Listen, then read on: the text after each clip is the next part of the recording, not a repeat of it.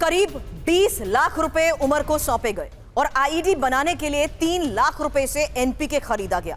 नू कनेक्शन और नू से फर्टिलाइजर्स की हुई गिरफ्तारी पर ही और अपडेट के साथ सहयोगी जीत भाटी इस वक्त हमें ज्वाइन कर चुके हैं। जीत, पुलिस की इन्वेस्टिगेशन यहां तक पहुंच चुकी है, यहां पहुंची टीम और उसके बाद हुई इन्वेस्टिगेशन पर क्या खबर? बिल्कुल, देखिए आपको संक्षेप में बता देता हूं कि जिस तरीके से ये फरीदाबाद से जखीरा बरामद हुआ था और पता है लगा कि अमोनियम नाइट्रेट बनाने के लिए उर्वरक का इस्तेमाल किया गया है और वो नूह से ख़रीदा गया है। तो यहाँ पर जो है दिल्ली पुलिस की स्पेशल टीम ने दर्जनों दुकानों पर सैंपलिंग उठाई थी और वहाँ पर बात की थी।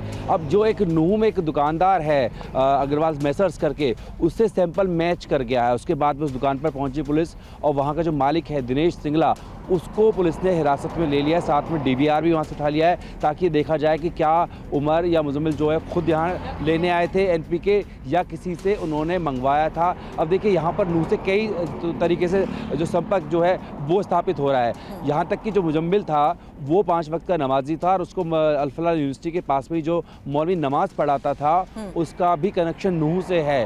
वो भी जहाँ से फर्टिलाइज़र के जो दुकानदार हैं इनको उठाया गया है, हिरासत में लिया गया है। वहीं से 12 किलोमीटर आगे जाके उस मौलवी का गांव है। तो शक ये भी जाहिर किया जा रहा है क्या इधर उधर से थोड़ी मात्रा में एनपीके खरीदने के बाद में वहाँ पर जमा होता था, वहीं से फरीदाबाद पहुँचता था। तो लगातार देखिए जाँच हर तरीके से जारी है और जो नूह कनेक्शन निकल करके आया है उस पर भी अब जांच एजेंसी पूरी कड़ाई से जांच कर रहे हैं, क्योंकि जो दिल्ली में बम बनाया गया था उसका जो ब्लास्ट की रॉ मटेरियल था उसको नूह से ख़रीदने की जब बात सामने आई है तो कौन कौन मददगार था, क्योंकि हमने दुकानदार से पूछा, उन्होंने कहा कि जब तक कोई लोकल ट्रेडर या फिर लोकल फार्मर यहाँ आएगा नहीं उसको ये एनपीके बेचा नहीं जा सकता था।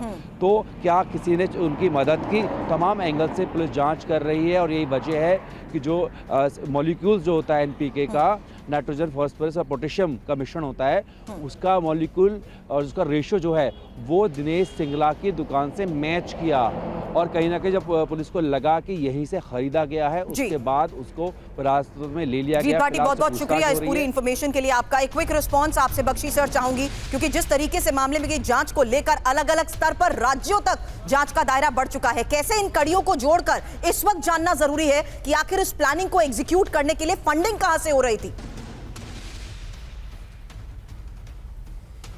देखिए, ये तो इसमें मैं कह रहा हूं क्लियर पाकिस्तान का हाथ है और वो आज वो पुलिस ने अनाउंस भी कर दिया है।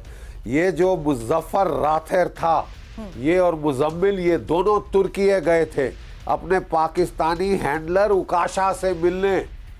ठीक है, ये तार बॉर्डर के पार पकड़े गए हैं। जहां तक अंदरूनी मामलों का सवाल है, ये जो यूनिवर्सिटी है अल-फलाह यूनिवर्सिटी, ये तो एक टेरर गढ़ फंड किया जा रहा है दिल्ली में। It is amazing. जो डॉक्टर वहां से निकाले जाते हैं अनंतनाग हॉस्पिटल से, श्रीनगर हॉस्पिटल से फॉर लिंक्स विद टेररिस्ट, वो यहां आके नौकरी पाते हैं। It is amazing. और ये जो मेवाट का इलाका है, मैं बड़ी देर से कह रहा हूं कि we have to take charge of this area. ये यहाँ पे एक मिनी पाकिस्तान बनाया जा रहा है हमारी नेशनल कैपिटल के पास, कैपिटल रीजन एनसीआर के पास। This is very dangerous. सारा वहाँ से इन्होंने सोर्स किया है ये फर्टिलाइजर, ये जो सो कॉल्ड अमोनियम नाइट्रेट, और वो कह रहे हैं कि मैच भी हो गया है वहाँ की दुकानों से। देखिए, we have to now crack down and crack down fast. ये तमाशा नहीं है हम मेंटेन कर सकते। और दूसरा, हमने बहुत जो है क्लियर पाकिस्तान को वार्निंग दी थी कि any further act of terror will be deemed an act of war. I think the time has come up to live up to our threats. We have to take kinetic action.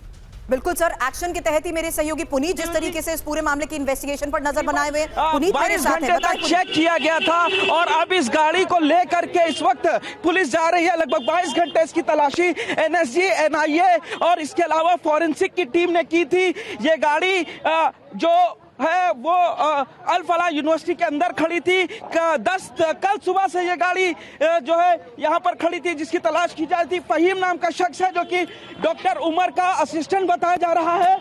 वो इस गाड़ी को चला करके खंदावली गांव में लेकर के आया था।